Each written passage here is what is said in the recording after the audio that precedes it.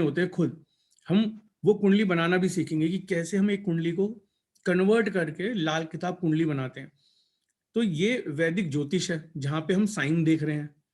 मेष राशि से लेके वृषभ, जेमिनी, फिर कर्क राशि चौथे घर में, फिर पांचवें घर में सिंह राशि, फिर छठे घर में कन्या राशि, फिर सातवें घर में लिब्रा यानी तुला, आठवें घर में वृश्चिक राशि, नौवें घर में सैजिटेरियस राशि यानी कि धनु राशि, 10वें घर में मकर राशि, 11वें घर में कुंभ राशि और 12वें घर में मीन राशि।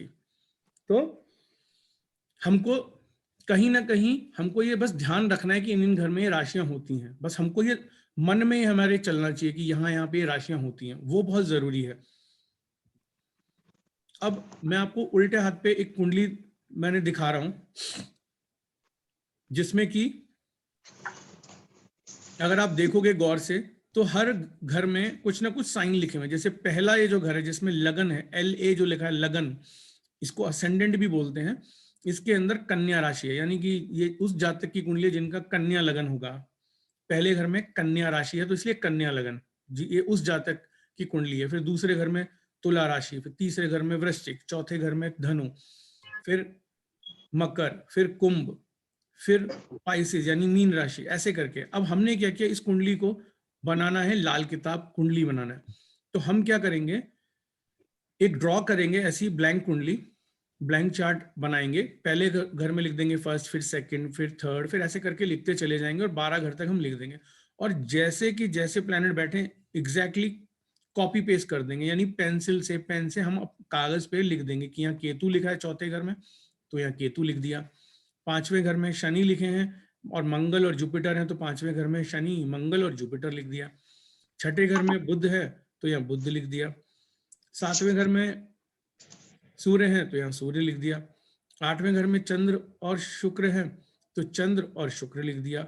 10वें घर में राहु है, ऐसे राहु लिख दिया। और 11वां 12वां घर खाली है, पहला घर खाली है तो वहां पे उसको ऐसे ही छोड़ दिया।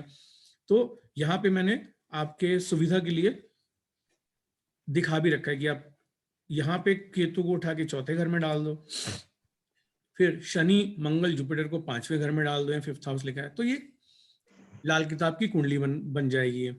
तो फर्स्ट स्टेप ये है कि किसी की भी कुंडली हम देखेंगे तो हमको ऐसे ही कुंडली बनानी है अपनी। हमको क्या प्रिटेंड करना है, हमको क्या मान के चलना है कि वो जिस जातक की कुंडली है वो पहले घर में हम एरीज राशि ही लिख के चलेंगे अपने दिमाग में। हम लिख भी सकते हैं कागज पे एरीज यानी मेष, टीए मतलब लिखा है हमने टॉरस यानी वृषभ, जीई मतलब जेमिनी यानी मिथुन राशि। तो हम मान के चलेंगे कि हम उस कुंडली को कन्वर्ट कर रहे हैं। एक तरीका है, काल पुरुष कुंडली को लाल किताब के ऊपर बैठाने का एक तरीका है कि यहाँ पे पहले घर में कोई भी राशि लगन लिखी हो, हमें उससे मतलब बिल्कुल नहीं है, हमें उसे इग्नोर करना है। हमें तो बस प्लैनेट से मतलब है, हमें ग्रह से मतलब है। उन ग्रहों को उठा के डाल दीजिए और फिर पहले घर में लिख दीजिए 1, फिर यहाँ लिख दीजिए 2, फिर तीसरे घर में 3, फिर यहाँ 4, फिर 5, और वही 1 2 3 4 5 से लेके हम 12 तक जाएंगे। तो इन्हीं को हमने मेष राशि का नाम देके वृषभ, जेमिनी, कर्क, सिंह राशि, कन्या राशि, फिर तुला राशि, ऐसे करके नाम देते चले जाएंगे तो ये नामकरण हो जाएगा और ये हमने कुंडली बना ली। एक नॉर्मल कुंडली को हमने कालपुरुष कुंडली में बना लिया। उल्टे हाथ पे जो कुंडली है, जब कोई बच्चा पैदा होता है तो पंडित जी ये जो उल्टे हाथ पे कुंडली देख रहे हैं वो बनाते हैं, क्योंकि जरूरी नहीं है कि पंडित जी को लाल किताब भी आती हो। क्योंकि जनरली कोई भी हिंदुस्तान में हमारे अगर आप देखेंगे तो यहाँ पे क्या होता है कि हर इंसान जो पंचांग में, ज्योतिष में बिलीव करते हैं, वो कुंडली बनवाने जाते हैं तो पंडित जी सबसे पहले ये देखते हैं कि किस लगन में बच्चा हुआ है, राशि क्या है यानी किस घर में चंद्रमा है, तो वो ऐसे बनाते हैं। मगर हम चाहें तो हम दोनों कुंडली बना सकते हैं उस बच्चे की। हम एक नॉर्मल कुंडली, ये जो बनी हुई है, जो बनती है वैदिक ज्योतिष के अनुसार, और हम लाल किताब के अनुसार ये भी कुंडली हमें बनानी चाहिए। कायदा ये कहता है हम दोनों बनानी चाहिए। और दोनों, क्योंकि जब दोनों बनेंगी तब हमें ज्यादा समझ में आएगा किसी इंसान की जर्नी के बारे में कि इसकी जर्नी कैसी होगी। करेक्ट। अब हर कुंडली में, या कहना चाहिए कि कालपुरुष कुंडली में कहीं ना कहीं कोई ग्रह उच्च का होगा यानी बड़ा अच्छा रिजल्ट देगा, कहीं ना कहीं कोई ग्रह नीच का होगा तो बुरा रिजल्ट देगा। तो मैंने इसमें कुछ मार्क कर रखा है। मैंने क्या कर रखा है मैं बताता हूँ।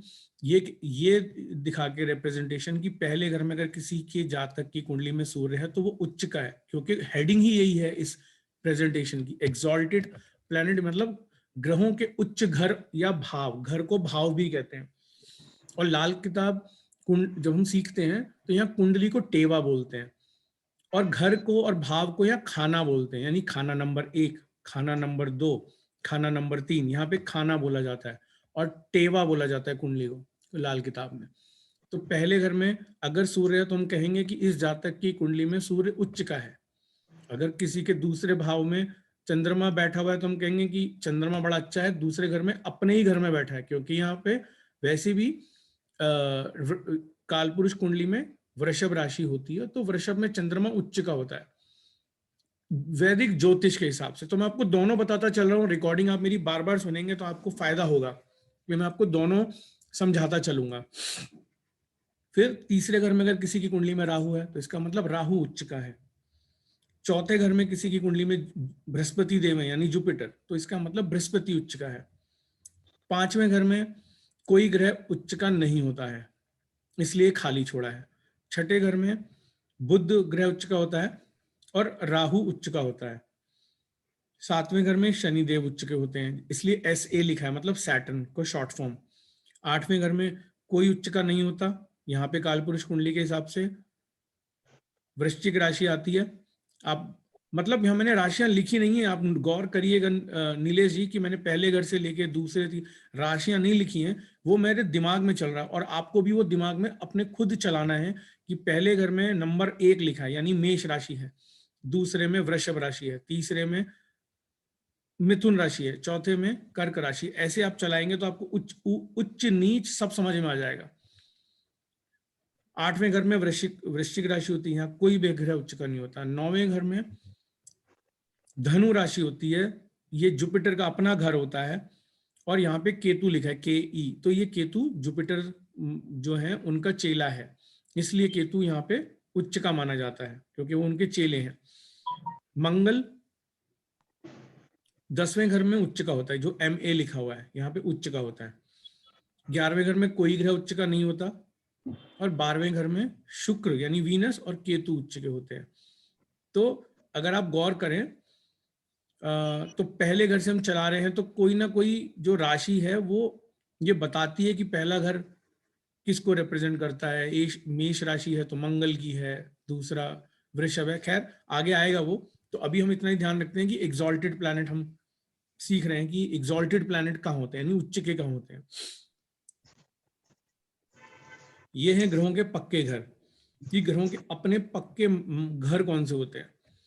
तो पहले घर में सूर्य, जो कि पहली वाली स्लाइड में भी था, तो ये सूर्य का पक्का घर है क्योंकि मेष राशि में जो उच्च का होता है इसलिए इसको यहाँ पक्का मकान दे दिया कि ये तुम्हारा भाई पक्का घर है।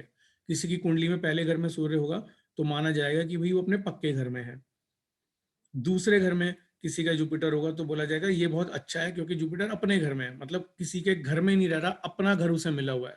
प्रकृति ने जब बच्चे हुआ कोई तो उसको दूसरे घर में अगर जुपिटर दिया तो मतलब वो जुपिटर यहाँ पे धन दौलत भी देगा। दूसरा घर धन का होता है, वाणी का होता है, तो कुटुंब का होता है, तो यहाँ जुपिटर अच्छा माना जाता है और ये धर्म स्थान भी होता है। दूसरा घर धर्म स्थान है। तीसरा घर पराक्रम का होता है, जिस पराक्रम हमेशा मंगल से मिलता है, हनुमान जी से मिलता है, तो तीसरे घर में मंगल को ये बोला गया कि ये तुम्हारा अपना घर है। चौथा घर मदर का होता है, माता का होता है, चंद्रमा उनको डिनोट करता है, तो यहाँ पे चंद्रमा का अपना घर बोला गया चौथा। पांचवें घर में बृहस्पति बोला गया ये अपना घर है, क्यों? क्योंकि पांचवा घर चाइल्ड बर्थ को दिखाता है, तंत्र मंत्र सिद्धियों को दिखाता है पांचवा घर। तो अगर किसी के पांचवें घर में जुपिटर हो तो वो विद्या भी देगा क्योंकि पांचवा घर विद्या का है, तो जुपिटर भी खुद विद्या होता है। तो ऐसे में जुपिटर बृहस्पति महाराज जो है विद्या भी देंगे और तंत्र मंत्र की साधना सिद्धि भी देंगे। ठीक है। छठे घर में केतु होगा तो केतु यहाँ पे, केतु का अपना पक्का घर है ये, पहली वाली स्लाइड में मैं लेके जाता हूँ आपको, तो यहाँ देखो मैं बता रहा हूँ ये राहु का उच्च घर है, यहाँ पे राहु उच्च फील